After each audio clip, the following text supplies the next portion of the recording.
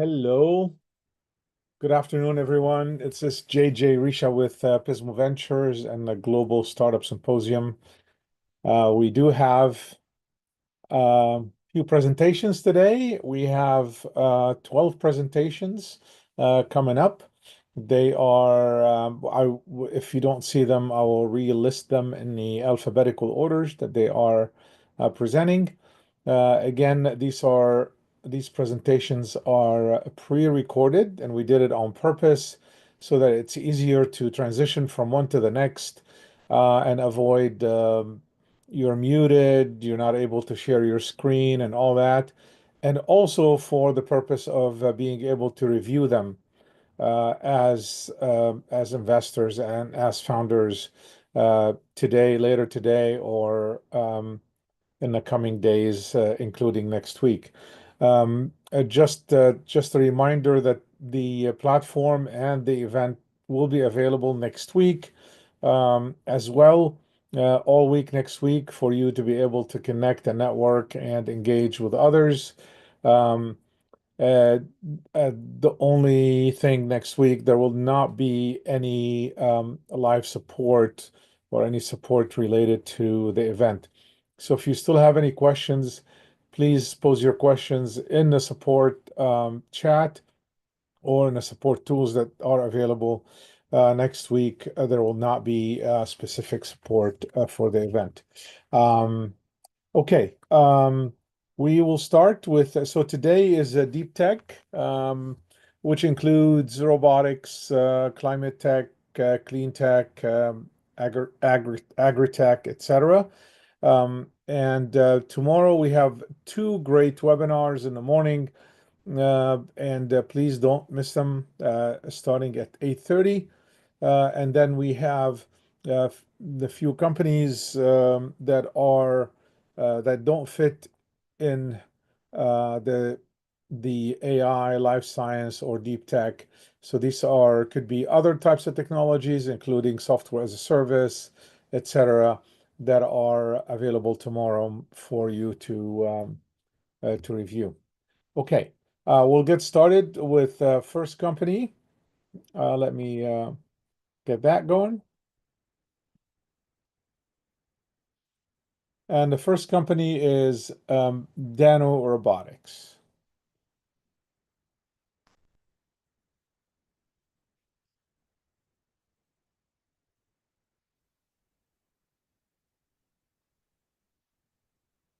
And here we go.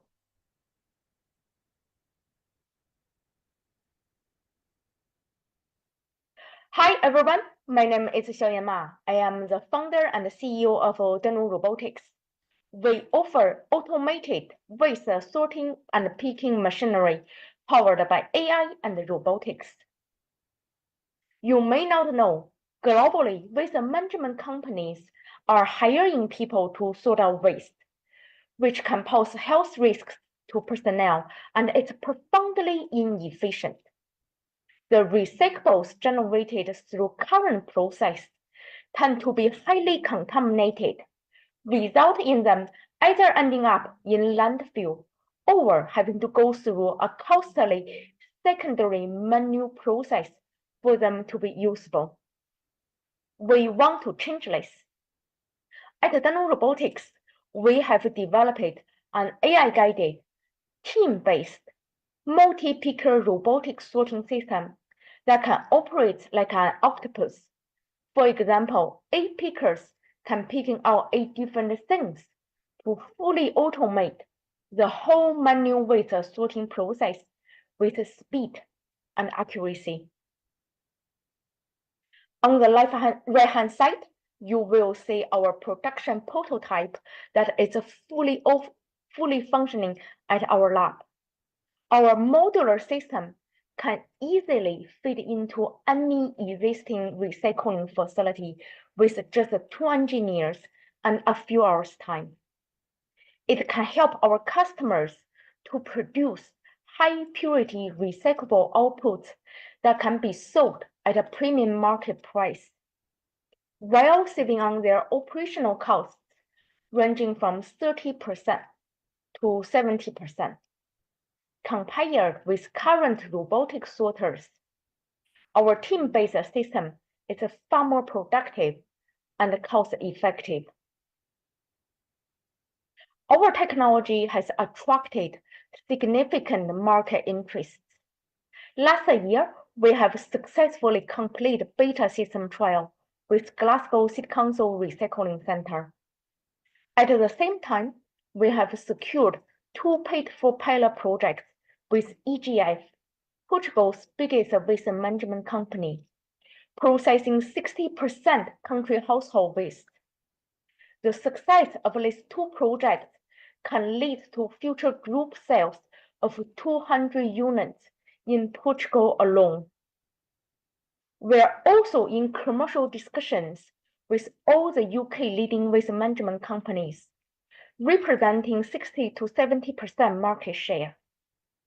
We are on target to close 7 sales this year, and we already started to close 50 unit sales for next year. Automated waste sorting market is huge and it's growing. In next 3 years, we are looking to support the UK and EU customers. In next 10 years, we are looking to expand globally. Although our beachhead market is household and packaging waste management sector, we have been approached by companies from other sectors, such as construction waste management sector, looking to using our technology to automate their sorting process. Additionally, our system can be used as stand-alone waste sorting solution, helping small communities, hospitals, shopping centers, and airports to recycle their waste at the source. And this is how we transform the global recycling industry. At Danu Robotics, we are a team of committed professionals with diverse background and complementary skills to ensure we can deliver our products to the very highest standards. I have 10 years experience as a tech lead for large international companies, and I specialize in AI, supercomputers, and distributed systems such as cloud and our robotic system. Nick Noble, our CMO, have over 30 years experience in B2B business development and marketing, previously worked with IBM and Salesforce. Shane Mason, our head of product, has over 10 years experience to developing market-ready products. Our engineering team have expertise in AI, robotics, software engineering, and hardware engineering. Danu Robotics is a highly efficient and productive business. With 750K investment, we have developed a market-ready product, attracted significant customer interest, and built a strong and committed team. Now we are raising a 2 million seed investment to quickly deliver on customer interests and deploy 50 units and generating 4 million revenue next year, and also grow our customer base from current 70 companies to 150 companies. Here is the summary of our current race. I will leave this slide for a few more seconds.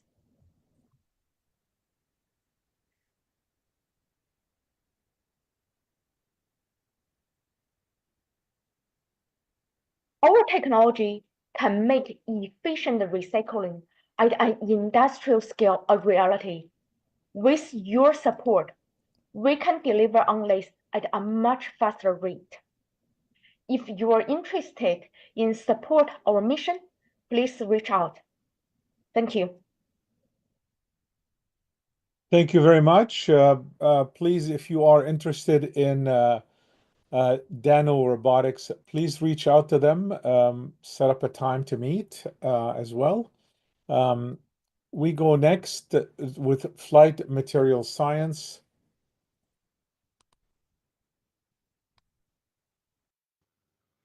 Hello, everyone, and thank you for being part of the Pismo Ventures Global Startup Symposium. I'm Dan Cohen, founder of Flight Material Sciences. Here's the short version. Industrial products that we depend on fail when their surfaces fail due to rust, fouling, and ice. And we've demonstrated effective new laser surface treatments that make everyday materials protect themselves, reducing or eliminating toxic coatings. This technique will save hundreds of billions across industries, reduce environmental damage, and improve the lifetime performance of products. Flight has worked for more than 5 years to take this product out of the lab and into industry. This is the surface of stainless steel, for an example. When it's magnified, you can see that it's rough and random.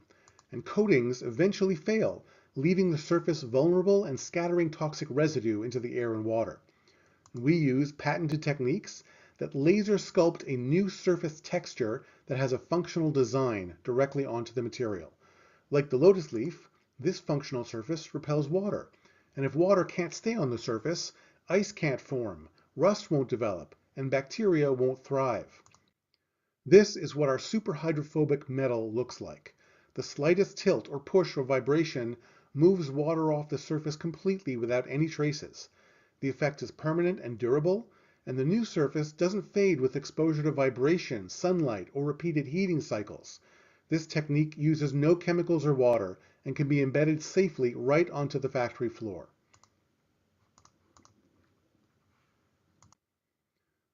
The water repelling feature is only one of a range of textures we can create and control. Other textures can repel oily liquids or attract watery solutions or oils. We can also change color, improve cooling, or kill bacteria and viruses on contact. The process works on almost every solid material in use. We are the ultimate coating of no coatings. When a customer wants to embed this technology on their product, they have some choices. It's always best to apply it as a last step in fabrication, but for some cost-sensitive applications, we can also apply the technique to raw materials that are later shaped or bent. And for high volume production, we can make a design for the product mold, so the products are released already textured instead of treating them one at a time afterwards. This flexibility gives us access to benefit the manufacturer of almost every product on Earth, and we're exploring the prospect of bringing the technique into the field for maintenance or the built environment. Now, the global coatings industry is about 160 billion in annual sales. Within that are protective coatings dominated by big players, representing about 100 billion every year. In fact, large segments of the protective coating market have already been decimated by regulators, opening up many doors for flight today. Within that group is a new niche of functional coatings at about 2 billion a year and growing quickly. And we compete across this arena, but we consider the flight market position somewhat outside this functional coating sector because our approach has applications that the paint and coating sector cannot touch today. The 2 clients a week are seeking us out because of a chronic frustration with their current coatings, the complexity, the mess, the toxic pain, and expensive failures. Now, regulatory forces and a desire to satisfy the consumer's green appetite are powerful motivators accelerating adoption. The customer tests our technique on their product in 3 stages, and our model is to embed the technology right into the customer's supply chain. The average customer will provide 5 to 15 years of recurring revenue at a margin of 80 to 90% with strong chance of renewal. The client spreads the technology across product lines, the suppliers get to introduce the technique to other customers, and the network effect drives the business forward. For the energy sector, flight can improve the longevity of pipes while preventing scale buildup and reducing the development of toxic films. The result is less painting, less repainting, less leaks, less energy and chemicals used for cleaning, and new ways to separate oil and water. For chips and electronics, the same techniques help to control and contain adhesives, move the heat away from expensive chips, and keep sensors free of fouling in cars and factories. Cooler chips means faster computers, less energy spent on data center cooling, and more reliability on the road or in the air or in the field. And if we had the time, we'd talk more about our early work in the marine sector for more efficient industrial cooling and for consumer goods, and the defense sector. I invite you all to reach out and ask us about it, but we're focused on our lead markets today.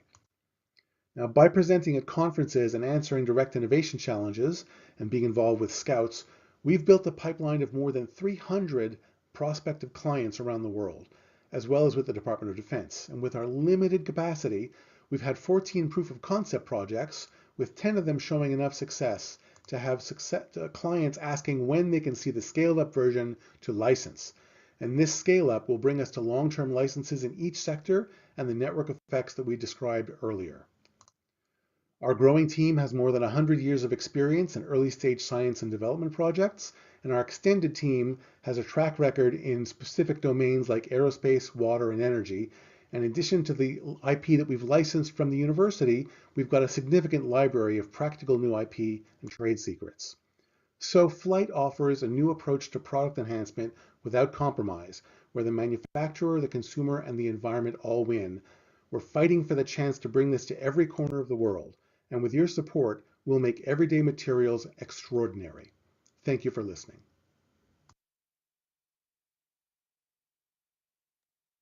Well, thank you very much. From Flight Material Science, please reach out to Dan if you are interested. Now we go to Frontier Bio.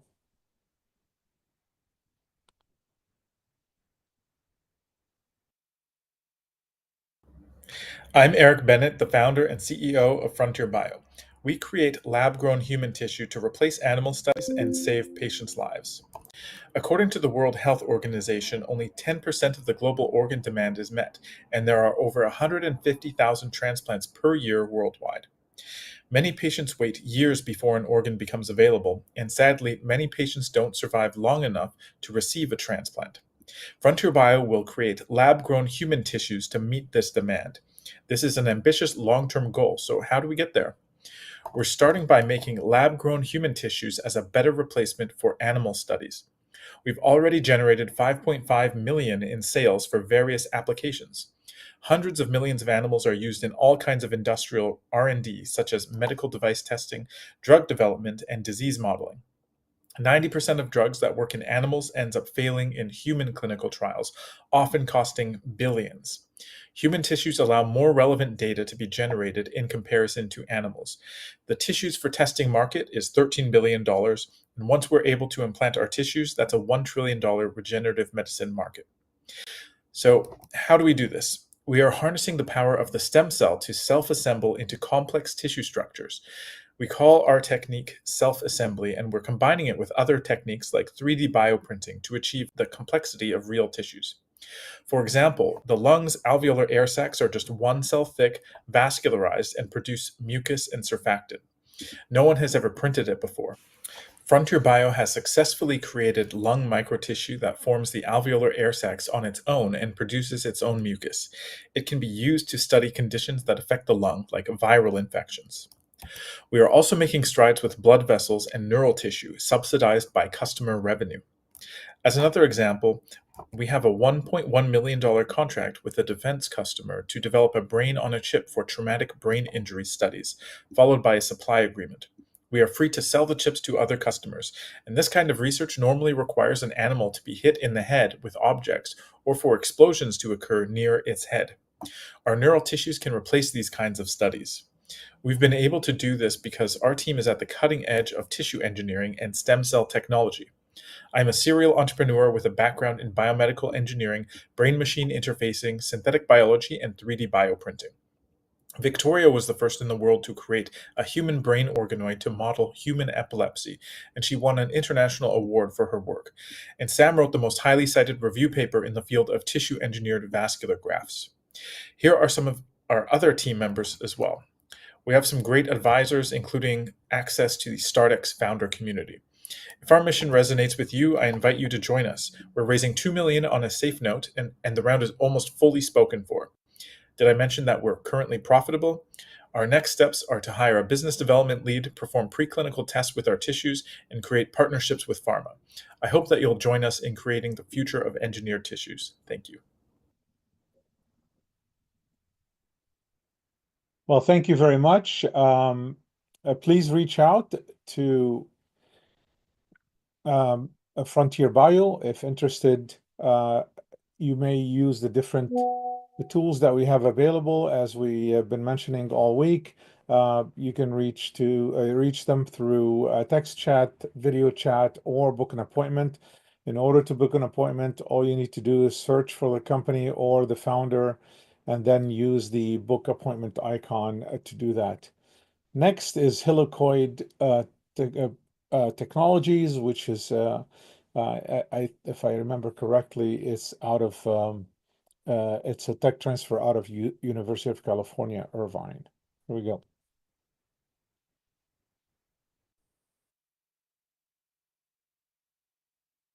Hi, I'm Chad Wasselenkoff, CEO of Helicoid Industries, and we have patented technology that improves the architecture of composites, resulting in better performance. If we look at the composite industry, it does have some challenges, primarily cost and long-term recyclability. Some of the success drivers that are pushing it forward, though, are its reduced weight, and even with reduced weight, it offers much better performance across the board. Our technology improves all of these. We offset the challenges and further improve those success drivers. If we look at the markets, it's a large industry at over $100 billion and growing. Our serviceable market, and we have over a dozen customers in each of these: aerospace, wind turbine blades, automotive, and sporting goods. We're in all CCM hockey sticks. We just got a 6.3 million British pound grant in partnership with Jaguar Land Rover to work on auto parts. We just got a 10 million British pound grant with Spirit Aerosystems to work on aerospace components. We're also working with Northrop Grumman, Hyundai, a dozen other automotive and sporting goods companies. We have a global team and presence. I have one unicorn to date, multiple exits in the hundreds of millions, and a 2-time winner for the Ernst & Young Entrepreneur of the Year Award. Our CFO, Bill Spathoff, 35 years in corporate finance at Citibank. Danielle and Billy does all of our office and grant management. We have a global presence on an engineering team, 3 aerospace engineers, 1 specializing in automotive and 1 in simulation software, and a team of sales personnel, again, located around the world, and they cover all the major industries that composites operate in. If we look at our technology, and we have 6 patents, and we can make composites lighter, stronger, more impact resistant, more durable, more sustainably, and all of this at a lower production cost. We're composite material agnostic, so it works with carbon fibers, fiberglass, or others, requires no change in manufacturing equipment, and offers very quick deployment. The inspiration is this mantis shrimp, which evolved over hundreds of millions of years, has this hammer-like club that performs, but more importantly, survives these rapid underwater attacks. Faster than a .22 caliber bullet, it boils the water, pulverizes its prey, and does not damage it because of this internal architecture. $14 million has been spent to date to commercialize this technology. And again, it's not the material, but it's this internal architecture. So how does it work? The basics are increased surface area. We're transferring more energy away from that point of impact. Imagine 2 layers crossed at 90 degrees. You have that small red square to transfer energy from one layer to the next. If you cannot transfer energy, the fibers break. Shallow angle, rotated around, you see that in the image in the top right. Much more surface area to transfer away from that point of impact.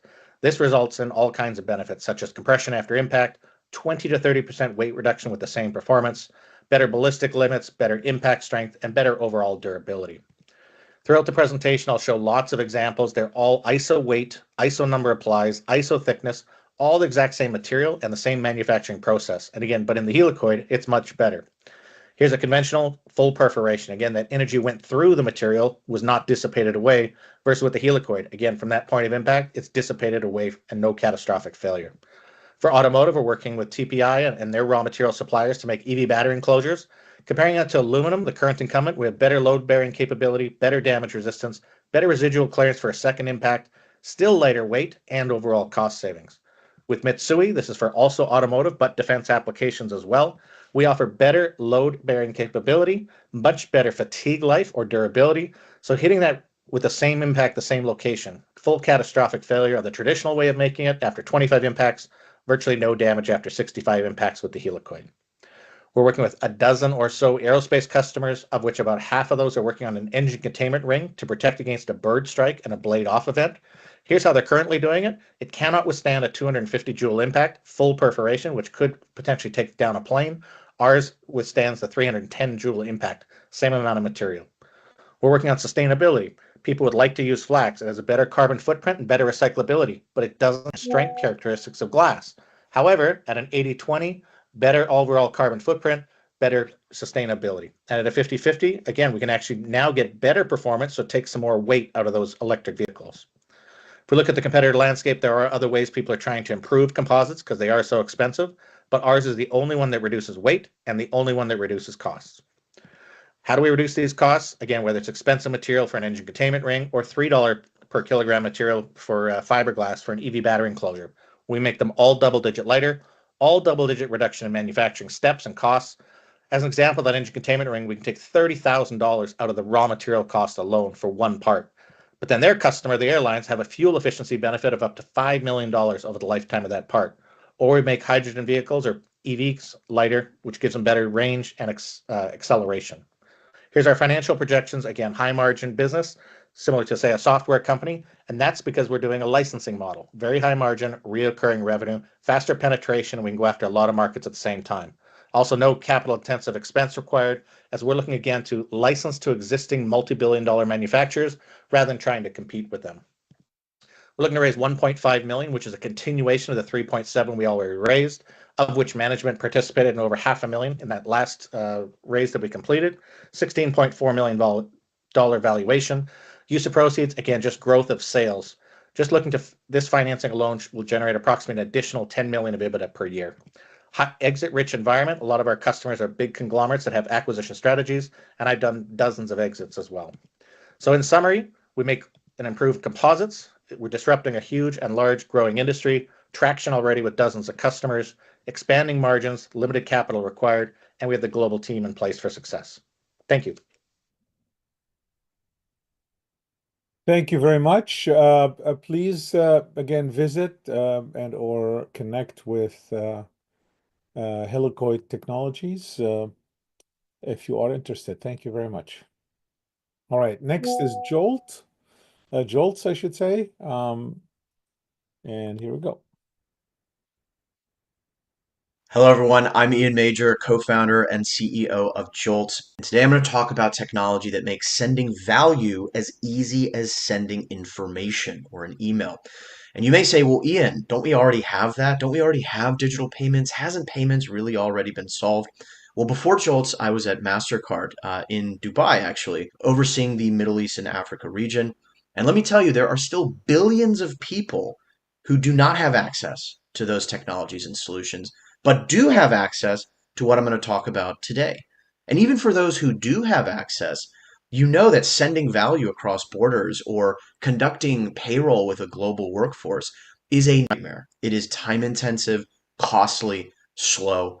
And so perhaps it is no surprise to see the meteoric rise of stablecoins, whose annualized transaction volumes have now reached a staggering nearly $17 trillion in annual payment volumes. That is fully on par with Visa. That's well ahead of MasterCard, well ahead of PayPal. This is a technology that's been around for a handful of years, and the writing is increasingly on the wall, both with underlying user demand as well as in the marketplace. Stripe just recently announced a $1.1 billion acquisition of stablecoin startup Bridge, and Bridge saw a very similar problem that we do. It is that most businesses cannot yet benefit from this technology because the tech is too complex. And so that's where we come in. Jolt builds infrastructure and tooling that takes all the immense complexity on the left and distills that into beautiful, easy to use interfaces, simple code that any business can use to bring these benefits and technology into their applications. And our secret sauce and what makes us really unique is how we're doing this. We're the only company that enables all of this functionality directly on Bitcoin, the most secure, most decentralized, most stable and resilient foundation on which to build this additional functionality. Additionally, with something called the Lightning Network, we get nearly infinitely scalable payments volume. I mentioned Bridge just a moment ago. We actually had a great intro conversation with Bridge, and it turns out our technology is fully complementary to theirs because they don't yet support anything on Bitcoin. So who is this for? It's for a number of different business segments, including wallets and payment apps, both in the traditional Web 2 world, as well as within this emerging Web 3 world. None of those companies want to build all this scaffolding and infrastructure themselves. They would much rather have a plug-and-play solution such as what Jolts provides. We're also working with a number of asset issuers who want to issue maybe their stablecoin on the Bitcoin blockchain. We're talking with carbon credits companies that want to tokenize carbon credits on the Bitcoin blockchain. Rewards in gaming, think about tokenized loyalty points, and even applications with AI as well. Our business model is relatively simple. It is completely free for any of those businesses to integrate the Jolts technology into their applications. And the way we make money is on the back end when end users actually do different things with that technology, whether it's sending value, whether it's swapping one asset for another, etc. And I'm extremely excited to share the recent milestone. I was just in Sao Paulo, Brazil, which is one of our key focus markets. And we co-announced in partnership with Yulin, our partner down there, the world's first natively issued stablecoin on the Bitcoin Lightning Network. Said another way, the first stablecoin using this tech stack that simply was not possible prior to this year. And the value prop for businesses like Yulin is really clear. It's a classic build versus buy. Do I go and spend the 2,500 plus hours, and that's just to catch up to where we are currently, or do I go with Jolts for a safe, fast, simple solution? And there's an increasing number of businesses making that same decision. We're working with 9 great businesses, including real industry leaders, as part of our alpha launch, and we have a rapidly growing pipeline of leading companies representing well over 3 million active users. And that allows us to get a good sense of where revenue is heading. In 2024, we expect to close at about 55,000 in revenue. Keep in mind, this was really about building the technology, getting this off the ground, and we're forecasting between 400 and a million, depending on different growth catalysts for 2025. Either way, getting to an annualized run rate of $1 million by the end of the year. We also estimate that Jolts could generate 100 million plus in revenue over the next 5 years. If you just look at the sheer size and growth rate of some of these different stablecoin use cases, this is obviously a more top-down analysis, but it is truly staggering when you actually boil it down. And when you consider our central positioning in this stablecoin as a service provider for the Bitcoin ecosystem, again, the biggest, most valuable blockchain by far, that gives us a real possibility of achieving this. We also think we've assembled the right founding team for the job. I have over 8 years experience with enterprise software as a service. The company I worked at, APT, was acquired by MasterCard. That was MasterCard's biggest acquisition at the time. And through MasterCard, I had a ton of experience with payments in the traditional payments world. Stephen has over 9 years experience working with some of the world's most sophisticated networking and data centers, critical as we build a product that actually scales. And Lyndon is one of the most talented Bitcoin developers on earth, our CTO and head of engineering. We're also backed by leading early stage investors in the space. Outlier in particular is the #1 Web3 investor by deal count globally. UTXO Management is the venture arm underneath BTC Inc., who puts on some of the world's largest Bitcoin conferences. And so in this current raise, we're raising $1.5 million. We will go up to $2.5 million. That is on a safe with a 10 million pre-money valuation cap, 20% discount. 20% of this raise is already received in the bank. And again, these are going to go towards growing the team, advancing our product development, and then growing revenue to $1 million annual run rate by the end of 2025. I thank you for your time. And if you want to get in touch, you can email me at ian@joltsrewards.com. Thank you, Ian, very much. Please reach out to Ian and Jolts if interested in their technology. It sounds quite interesting. Next, we will go to Lambda Agriculture.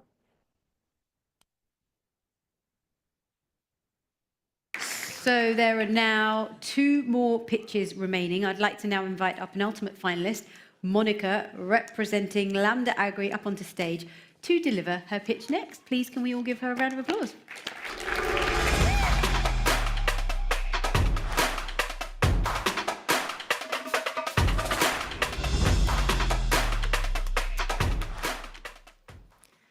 Hello, my name is Dr. Monica Saavedra, founder and CTO of Lambda Agri, where we give better light to plants. Since I can remember, I always wanted to fight food poverty. Once an adult, I was able to join charities that shared the same ethos. These are the kinds of images I used to see in the 80s and the 90s on television. But this is not then. This is now. 800 million people are starving, and 2 billion are food insecure. That's 1 in every 4 of us. And what's more, climate change will force us to grow food in more controlled environments, such as greenhouses, to protect the crops from extreme weather and to safeguard our water. However, growers are struggling to break even, and that will stifle their expansion. But what if I were to tell you that there is a way to increase crop yields by 9% that is low cost, highly scalable, and requires no electricity to run? We have that product, and it's an active paint that you can spray coat on the outside of greenhouses. Anyone can do it, a grower can do it, and they can do so at scale. The grower can also take back home £17,000 of extra revenue per acre per year, with a payback period of less than 2 years and a return on investment of 8 times. What is the secret ingredient? We design and make a novel molecule that converts UV light that plants don't use to red light that plants do use for photosynthesis, for making your food. I have something for you. This is the uncoated side, and this is the coated side of the greenhouse glass. It glows red when I shine a UV torch onto it. And this is what will save 100 kilotons of CO2 per year by 2050. That's the equivalent of 7,000 London buses. How? By substituting artificial lighting that is commonly used in greenhouses today with a passive solution that uses natural sunlight. I bought those raspberries from the supermarket just yesterday, and can you see where they're from? They're from Morocco. For every ton of fruit that we import into the UK, 10 tons of CO2 are released into the atmosphere. That's a carbon footprint that can be saved by simply optimizing the light that plants get wherever they are in the world. I left my clicker. Can you tell which of the boxes has been coated with our paint? It's the right one, where plants look healthiest. This is the difference that we can make over a 3-month period. Imagine this same difference in greenhouses all over the world. And there are 5 billion square meters of greenhouses worldwide. Just the glass greenhouse market retrofit is £3 billion, and that's only one of the markets that we can target. We will make our first sales in the Netherlands, the trendsetters in agri-tech, and we will go global from there. We're primarily B2B. We will sell our active material to paint manufacturers that will in turn sell to the growers. We will have major trials, hectare scale, in 2025, and that's to convince the grower that our product works at their scale. At a low cost of 85 pence per metre squared, and due to its high scalability, we expect revenues of £45 million by 2031. And we are the team that will make that happen. Our CEO, Nao Ho-hyun, a chartered financial analyst, myself, a physicist with more than a decade experience in startups, and a fantastic team out of MIT, Cambridge, Cranfield, and a suite of professors of plant scientists and sustainable chemists. They all believe in our vision. So I'd like to leave you with 2 final thoughts. 1, decreasing the cost of greenhouse food will increase nutrition equality. And 2nd, decreasing the amount of land given to greenhouses will increase the amount of land we leave to nature. So, with that in mind, will you join us to make the food on your table more sustainable? Thank you.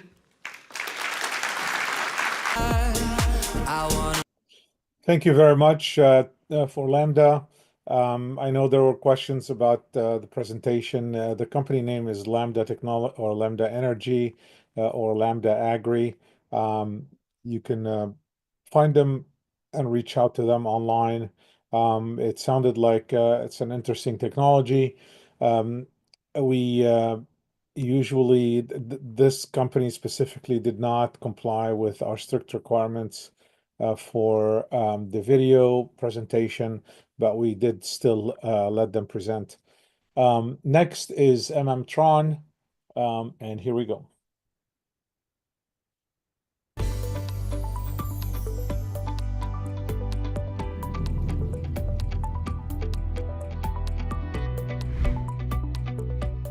Hello, my name is Sayed Tabai. I'm the founder and CEO of Tron. I'm very excited to talk about the company, our journey since its launch, our solid revenue growth so far, significant customer base, and what is ahead of us as we grow the market share and scale the business. We are a DeepTech semiconductor company focusing on high bandwidth communication. Our products are used in LEO constellations, both in satellites, ground terminals, data centers, phase arrays, wireless internet access terminals, bringing internet to homes, and also in electronic warfare and radar applications. When you look at current solutions using low frequency products, they don't have the bandwidth to keep up with the increasing demand in data communication. Look at the LEO constellations. These satellites use high frequency bands and high frequency components to provide the bandwidth that is necessary to respond to this increasing need. So at MMTron, we have developed a set of leading edge, high linearity, high power, and high efficient products in microwave and millimeter wave. And these products provide a very cost-effective and very high-performance solution to respond to this insatiable appetite for bandwidth. When you look at space, defense, aerospace, similar demand exists. And our products are very unique. The higher bandwidth and the power they provide are very differentiating for these markets. So we launched the company in 2020. The first couple of years were spent on fundraising, building the design team, and on product development. Last year, we received our products and started to engage customers. The market traction has been incredible. Our products are being evaluated by 22 customers in 8 locations globally with repeat orders, and we are on a path for profitability next year and double-digit growth. We have a very strong team with decades of industry experience. I have been in the semiconductor industry for more than 3 decades. My co-founder, Mrs. Molasgary, has more than 14 years of experience, mostly in operation, and our VP of sales, Mr. Steve Layton, he brings to the company more than 3 decades of sales and executive leadership experience. In addition to our engineering team, we have a group of part-time resources to help us with finance, HR, marketing, and strategic business development.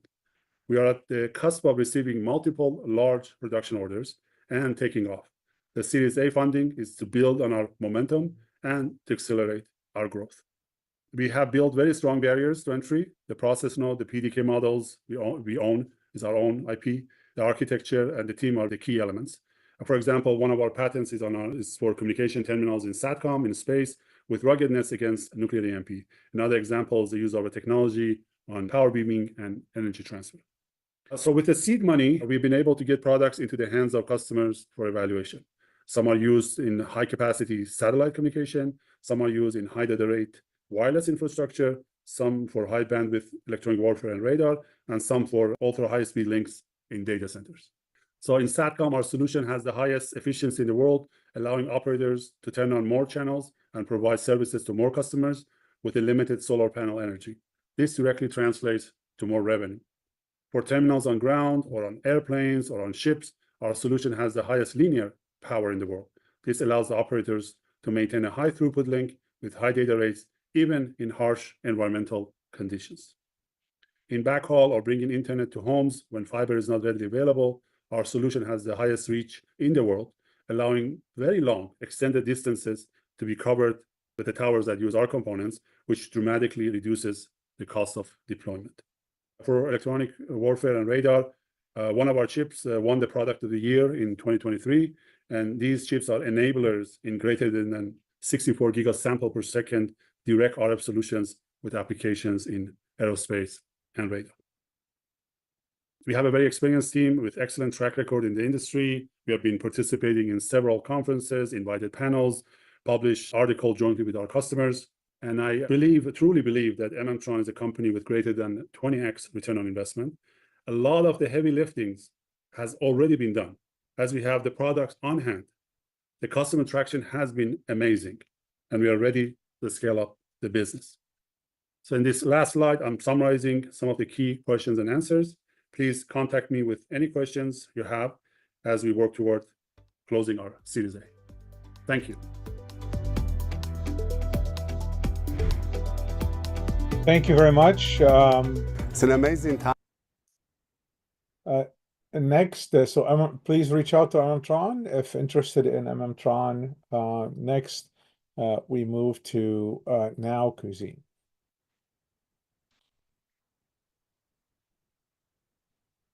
I'm Adam Lloyd Cohn, founder and CEO of Now Cuisine. If you've ever used third-party delivery, in other words, DoorDash, Uber Eats, you know that there are problems for you as a consumer. It costs a lot of money, you wait a long time, it arrives cold in many cases, and you can't get it when restaurants are closed or in a lot of places. Restaurants, in the meantime, have their own issues. They don't get data from the consumer. Their margins are cut into quite a bit. They don't get much exposure on the delivery website among all the other brands. And it becomes difficult to deal with all these delivery drivers when they're trying to serve their in-house guests. So it's an industry that has built up about $100 billion or so in gross order value over the years. Successful in that respect. However, not particularly profitable. In fact, DoorDash just made profitability only recently. In general, the economics aren't particularly good for anyone involved. We think there's an alternative approach, which we call an autonomous satellite restaurant, which gives brands really a new way to reach customers beyond brick and mortar. The idea is to be able to serve fresh, hot, affordable, customized, and branded meals really anywhere in a couple of minutes. Using this platform, restaurants can grow profitably, selling very few meals a day in a location, as few as about 15 per day. And they don't have to put in any on-site labor. They don't have to invest in capex. They don't need new real estate. And in fact, a restaurant operating 13 of these will be able to boost their revenues very significantly by about $750,000, which might be around half of their normal net revenue. These machines also become effectively a billboard that serves food, promoting the restaurant brand. So, they're effectively a sales platform, they're a marketing platform, and they're a last mile fulfillment platform. They're loaded every couple of days with food that is made in a brick and mortar store, maybe not too far away, and the shelf life of that food extends beyond that. There's no contact directly between the food and the machine, which ensures food safety and eliminates virtually all the cleaning required. So our first approach here, what we call Gen 1, is going to go to market quickly based on off-the-shelf hardware, which we upgrade, eliminating the technical risk and a lot of the cost and time. We're going to add to it a proprietary design and proprietary software, and the cost is low enough that the payback can be about a year selling 15 meals a day. Our first formats are going to be bowls and tacos, such as burrito bowls, Mediterranean bowls, etc. And it'll be a more limited menu than if you were to drive to the restaurant or use delivery, but with many other advantages for the consumer and for the restaurant. The consumer pays the restaurant. The restaurant is our customer. They pay us recurring revenues in the form of subscriptions and fees, and we sometimes share revenue with the location, depending on the case. And the restaurant has to prepare food. In fact, they do all the food-related stuff. They also market to their customers. While we have to find locations, we have to pick up the food, restock the kiosks, we have to maintain the kiosks, we have to put out software, sign on new brands when needed, not too many are needed in a particular MSA, and support the consumer. And the location has to do very little. Now, by making this a turnkey amenity and asking the location to do almost nothing, no capex, labor, facility changes, it should be very easy to scale this to a whole lot of environments, from hotels to multifamily buildings to offices, you name it. There's a number of locations that are interested, such as hotels, property management companies, hospitals, and convenience stores and military bases and others. And there's a number of restaurant brands that we've talked to who are interested. Not only that, but we've also done a beta in public in which we proved our patented core technology, that it works, and also that the food quality can be really good. The team involves myself. My background is primarily 3D printing, robotics, and medical devices. I founded 2 companies before this, had 2 exits. I have quite a few patents, and I guess my main claim to fame is having brought to market the first ever 3D printer and then commercialized another 2 3D printing technologies. And my co-founder, Chaz Studer, is really the pioneer of food service robotic kiosks. He founded a company called Brigo, which exited to Coke, and did what we're doing with food with gourmet coffee. So if you look at the problem with delivery more closely, you realize that it's a time-critical process to get a meal to a consumer at the time the consumer wants it. The order comes in, the restaurant has to make the meal as quickly as possible. They typically are making one at a time, and then the driver picks up one or maybe a few at a time and brings it to the consumer. And this is all very labor-intensive and cannot be batched very much. By comparison, with our approach, the restaurant prepares food in batches at any time they like, and the food is transported to these machines dozens at a time. In other words, the machine is filled with dozens of meals, and then the driver can go on to another machine and fill that with dozens of meals. So you have efficiencies that are, instead of 20 to 30 meals a day per driver, more like 400 meals a day per driver. So, easily 10x better. The machine then heats the food on demand and serves it fully autonomously. We're raising $450,000 in a pre-seed round to launch in Austin early in the second quarter next year. And what we intend to achieve is have 4 of these Gen 1 kiosks that are running 8 pilots in various verticals, hotels, apartments, you name it, and getting some early revenue to the tune of around $7,500 MRR. We also expect to sign multiple deals, hopefully longer-term deals with locations and with restaurants. And the breakdown of our 450 you can see over on the right. There's a number of interested locations in Austin. There are a number of restaurant brands with a strong presence in Austin, which we intend to approach shortly and serve their food in our machine. The preferred instrument for this round is a safe with a $7 to $8 million cap and or 20% discount. We've received 15,000 of that so far through uncapped safes. Previously, we raised another 10K.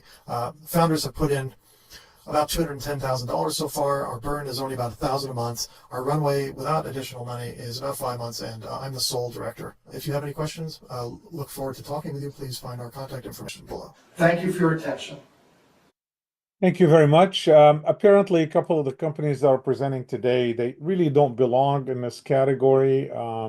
They should have chosen something else, but that's something that I guess we could have controlled, but they have selected the category to be in. So we still have 4 companies left. Next is TeleSense. Hi, I'm Ben Silton, CEO at TeleSense. We are on a mission to unlock profitable methane abatement globally through unprecedented continuous ground-based measurement, and I'm delighted to present our seed round. Today, methane emissions continue to accelerate despite a growing number of political and corporate pledges to cut them. And as a result, we continue to drift further from meaningful climate progress. In a few cases, like U.S. oil and gas, regulations require inspection and repair of large methane leaks. But for all other emission sources, methane reductions are financed by carbon credit revenues, as reducing 1 ton of methane is worth 28 carbon credits. Recent reports project that carbon credit markets are poised to explode from less than $1 billion today to as large as $500 billion by 2050. As more and more reports of junk credits have plagued carbon markets, measurement, reporting, and verification, or MRV, has become the #1 concern among buyers, even above price. High quality and verifiable credits earn a price premium of 10 to 20x over junk credits. Providing MRV for carbon credits is our hedge against future regulations on methane emissions, because whether methane is reduced due to regulations or by carbon credit finance, it will need to be measured. However, emitters are struggling to find MRV solutions because it requires quantification, and quantification requires covering both space and time. But almost all of today's solutions can only do simple detection. Take satellites, which have large spatial range yet only provide 1 to 2 seconds of data at a time and can only detect the largest super emitter leaks. Aerial flyovers provide mere hours of data and are used sparingly, given the typical price tag in the 5 figures per flight. Handheld devices are limited to use during targeted on-site inspections. Point sensors do operate continuously, but they only see a point in space and lack the spatial coverage required to quantify across entire sites. In fact, recent literature shows that point sensors exhibit no linear correlation between modeled emissions and actual site emissions, and they often fail to detect leaks altogether. OGI cameras are generally only capable of operating in daylight and can only see up to 1 feet. Only a few players can reliably quantify emissions across large sites by using artificial light sources to operate 24/7. But these other platforms are prohibitively expensive for almost all sites. One TeleSense sensor costs up to 50 times less than these competitors, and we have a proprietary sun tracking sensor for superior spatial coverage. So how does our tech work? Our fixed path sensor uses a non-visible laser which beams near-infrared light off of retroreflective mirrors for 24/7 monitoring over fixed lines of sight. This sensor cycles between mirrors, creating a grid of visibility through critical and leak-prone assets. By cycling after each 10-second measurement, it mimics continuous monitoring over all paths. Further, our unique sun tracking sensor uses the sun as the spectroscopic light source and measures near-infrared light absorption in its path, converting these measurements into methane concentrations also every 10 seconds. As the sun moves, it drags our sensor's line of sight through the sky and over tall equipment, giving us detailed spatial information on the size and location of methane plumes, much like a methane radar. Together, these sensors offer continuous site-wide quantification for sites of all shapes and sizes. Note that in 2025, we will double our Argus retro range to an impressive 500 meters using patentable technology recently developed in-house. One major advantage of our sensors is that they require no calibrations and little maintenance in the field. Each unit collects and streams real-time wind and weather data, which we use in post-processing to help localize and quantify emissions. Our unique tech represents a full step change over today's solution set by leveraging cutting-edge AI and quantum spectroscopy technology. Finally, our sensors can and will be reconfigured to monitor other greenhouse gases like CO2, ammonia, nitrous oxide, and others in the future. We operate a data as a service model, selling subscriptions to our data stream on a site-by-site basis with a 6 to 9 month simple payback at the site level for TrellisSense. Our beachhead is landfills, which are among the largest emitters in the world, yet still have no effective solutions for methane quantification. In 2026, we will expand into cattle methane abatement to help mitigation solutions like feed additives quantify and qualify project-level carbon credits. In 2027, once we are at scale, we will expand aggressively into oil and gas as the mass market begins demanding more robust solutions for quantification and not just detection. We have sold 3 paid pilots to date, one of which is operating at a coal seam on tribal land in Colorado to provide MRV for a gas drilling project. That customer recently wrote us into the 5-year budget for the site. Next month, we are launching at a landfill in Massachusetts to provide MRV for optimizing their biogas collection system. Both customers evaluated many vendors before they met us. Our 3rd paid pilot is with the US EPA at their test landfill in January. Our world-class team includes Drs. Andy Sappy and Pat Masterson, who have been building laser-based optical sensors for multiple decades together. I'm the business idiot on the team with more than a decade of startup experience in renewable methane from food waste and innovation consulting for energy and utility companies. Today, we are raising $1 million seed on the SAFE to support our contracted pilots, complete our 2nd generation sensor model, and achieve 3 to 4 million in contracted ARR before raising a Series A in mid-2026. Thank you and hope to connect during this event. Thank you very much. Please connect and reach out to TeleSense if that's something of interest to you. Next is Upcycle.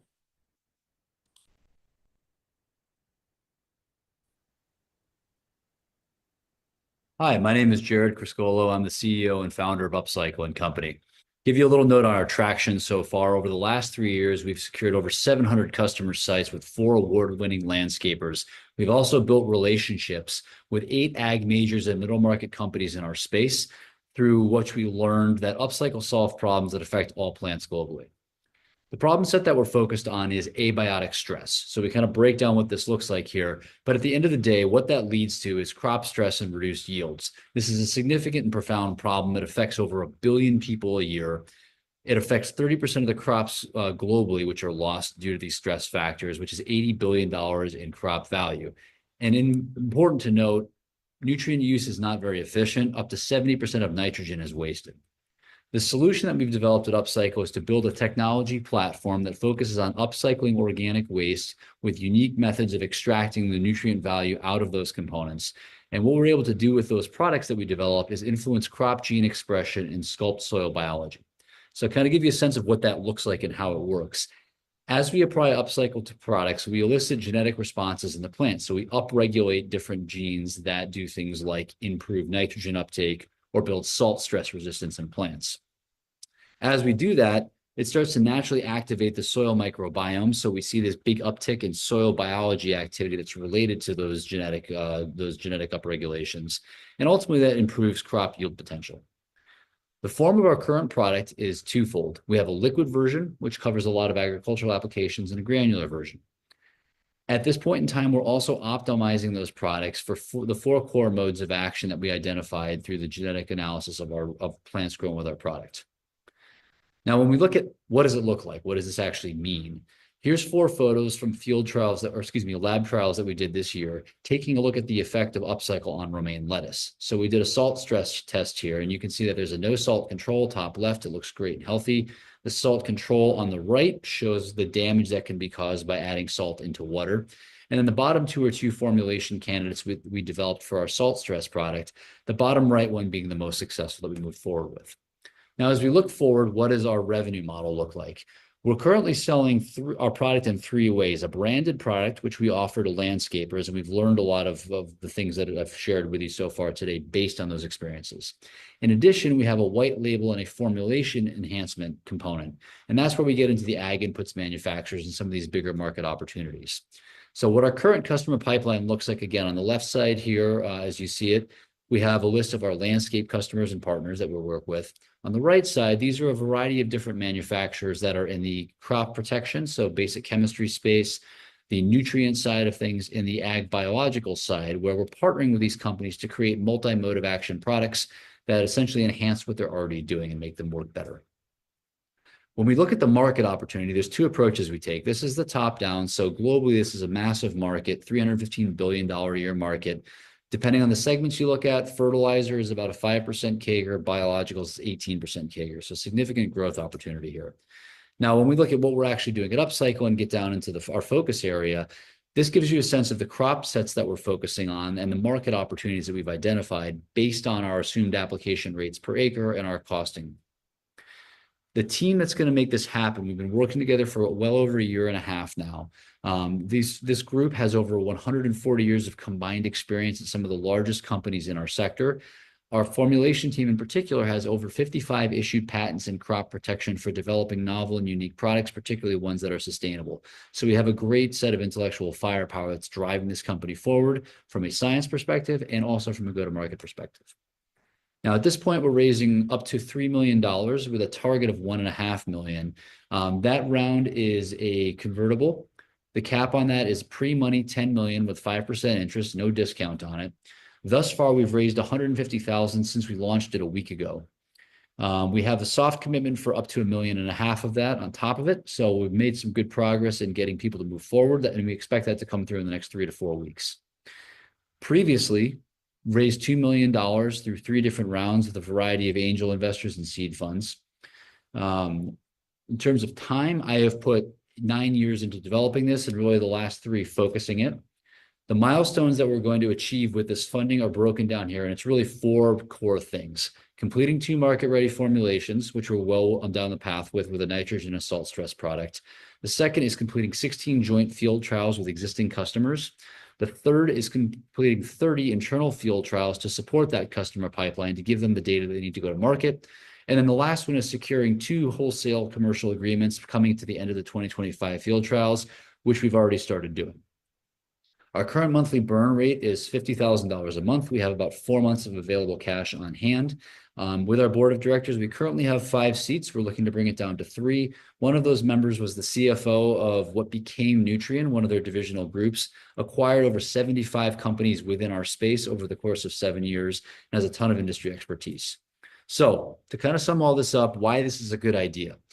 The market's demanding rigorously developed, easy to integrate products that build plant resilience and offer sustainable enhancements to existing chemistry. This is precisely what we do. This sector needs clarity and focus, and we're able to provide that.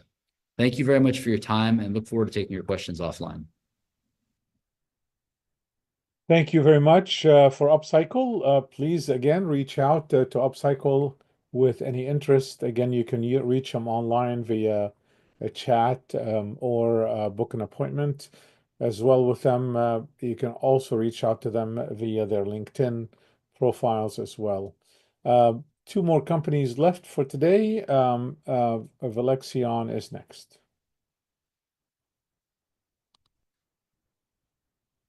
Again, all these companies and all these presentations are recorded, and they will be available probably by tomorrow morning back on the platform. If you go to the auditorium, you'll be able to watch any of the presentations that happened today and in previous days.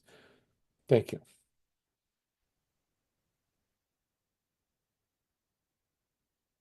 Hello, everyone.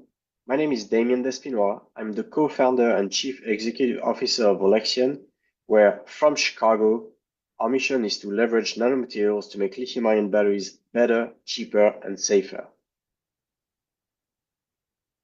As we know, lithium-ion batteries are a key technology for the energy transition, but they're also the missing link, with the industry having to solve concurrently a challenge in terms of performance, cost, safety, and availability of natural resources in order to be able to make a significant impact at scale and be able to deliver on the promise of the technology. At Volexion, we also realized that throughout the component stack, the cathode, which happens to be the component that is the most expensive of a lithium-ion battery, totaling 25 to 50% of the cost, that is also the limiting factor when it comes to performance, has been significantly underinvested and overlooked when it comes to startup innovation, with fewer than 5% of startups innovating on this component. That positions our solution in a significant innovation white space with huge market upside. And what we do at Volexion is we have developed IP know-how in order to be able to shrink wrap a nanoscale variety of graphene, a nanomaterial 200 times stronger than steel and more conductive than most metals, around each individual cathode particle in order to concurrently prevent corrosion and degradation and improve electrical conductivity. And the benefit that we observe when applying our technology to type batteries is significant. We observe more than doubling the cycle life and improve safety by reducing and protecting the surface of the cathode material. On the conductivity side, we observe significant improvement in conductivity, resulting in significant increases in power density and volumetric energy density. By leveraging these two properties, our technology can enable significant improvement in energy density and enabling next generation manufacturing processes such as dry coating, resulting in up to 35% savings on the battery cell level. Not only that, but our technology, one of the strengths of our technology resides in its ease of integration in the existing and emerging supply chain. As an input, we take an existing cathode material powder made by a chemical company, and what comes out of our process is a powder of exactly the same form factor, which makes our technology fully drop-in and directly usable by battery manufacturers without having to retrofit any of their manufacturing processes at all. Our solution is solution-based, which makes it highly scalable and deliverable at a low cost, adding less than 1% to the cost of a lithium-ion battery, while enabling up to 35% cost savings. It's also a platform technology applicable across all chemistries, ranging from nickel-rich to manganese-rich to iron-based, and all form factors of lithium-ion batteries, which makes our technology resilient to upcoming changes and strategic shifts in the chemistry trends in the lithium-ion supply chain. Finally, our technology is completely bio-based, which means we do not introduce any new hazard in the existing supply chain. Our approach is so differentiated that major players in the industry have noticed our approach. We are currently in the process of finalizing a strategic partnership with a battery OEM. We have over 6 pilots that are running with some of the bigger names in the industry across material suppliers, battery suppliers, and OEMs. And we have multiple ongoing conversations to continue converting these partners and driving commercial traction. When it comes to the line of sight for commercialization, while typical material science innovation can take a significant time to come to market, because our technology is a coding and additive approach, our timeline to commercialization is significantly shorter, typically less than 2 to 5 years. Based on the recent technology progress and commercial traction that we are experiencing in the industry, our goal right now is to raise a Series A totaling $8 million to be able to get to pilot scale to continue fulfilling the ongoing inbound demand that we are experiencing in the industry. Our goal with this raise is to get to commercial traction in low volume by 2027 and high volume in the EV market by 2029. at which point our projection exceeds $600 million in revenue and over 60% EBIT margin based on the low cost of our technology. So today, I would like to invite you to join a world-class team composed of world-class academics, experienced materials developer in startups and innovative battery companies, and McKinsey consultants to be able to deliver this solution at scale. I would like to thank you for your attention and invite you to get in touch with me or the rest of the team to continue the conversation.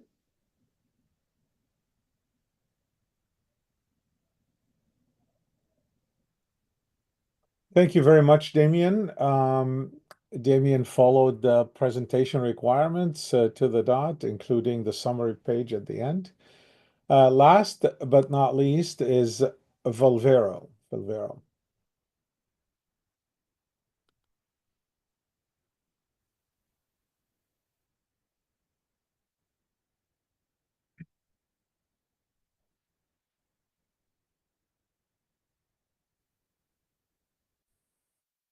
Hello everyone, it's Marco Filippi here and I am the CEO and founder at Volvero.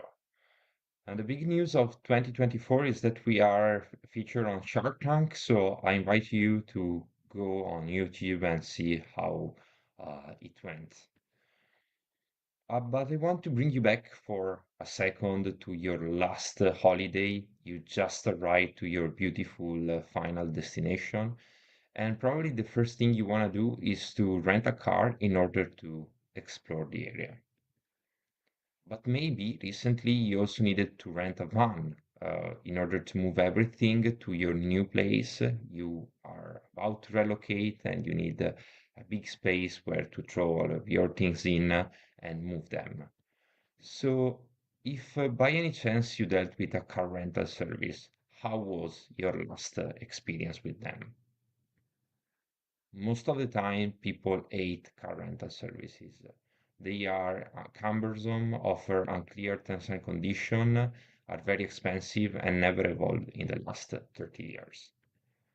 So for this reason, we created Volvero, which is an app to connect who has a standing vehicle with people that can share them directly with the community and people that want to rent them directly from these owners. And all of these while tackling different SDGs, we are indeed touching over 8 SDGs out of the 17 top. So currently Volvero is used by car dealers and rentals that are using our service to test new business lines. So car dealers are testing rental services and getting access to new cohorts of customers. Car rentals are using our app to simplify their business since we were able to fully digitize their user experience. At the same time, corporates are using our service to share their vehicles when not in use for professional usage. And the big innovation is that even private owners can now share their cars with local communities, tourists, and people around them that want to rent their cars for one day or more. And all of these while having an impact. As said before, we are having an impact at a social scale, as Volvero is a story of inclusion. More people have access to a meaningful way of transportation, but it's also a story of environmental impact. Indeed, thanks to car rental solution, car sharing solution like Volvero, we can get rid of idle vehicles parked on the street while promoting a shared usage of the same asset. Currently, there are two big players in the market, American companies Tour and Get Around, but the situation over the rest of the world is quite fragmented. Indeed, it's very difficult to scale such a business because of insurance and legal blocks. And consider that the huge total addressable market, it's not even touched by all of these service providers. So what we did uniquely was to create our own insurance policy in order to be able to scale fast across countries. Our competitor used something that was already packed and re-adopted it for the mobility service, in particular the peer-to-peer shared mobility service. We created something starting from the scratch, which is part of our IP and is today commercialized by a big player like Europe Assistance, but we can also deal with different providers. So that's the part of our secret sauce. At the same time, we are a deep tech technology company, so we take care of data collection and data analytics to promote a better and more easy, more safe customer experience for our customers. Currently, we are delivering in Northern Italy, where we have more than 12,000 downloads for over than 75 vehicles available. And we plan to grow next year. Of course, in the whole country, we want to enter a second European market and also to test a new business proposition for specifically the B2B space. The team is composed of three founders. I have experience in finance, so I take care of the financial part and team management of the company, while my two co-founders, Emre is a full stack developer with great experience in developing technology, Kayode, an engineer with 15 years of experience, almost 15 in managing complex projects for international companies. So I would say a great founding team. We have been together for 4 years now, and we manage a team of 12 resources. We charge a percentage on each transaction. That's how we generate money, and we generated more than 300,000 euro in revenue. We are invested by relevant partners like Impact Hub, the EAT Climate Kick, and the EAT Urban Mobility. And we are raising now our next round to grow the company, grow the business, and taps into the new market opportunities. That's all I wanted to share with you. So if you're interested, please do reach out to marco@volvero.com. Bye, guys.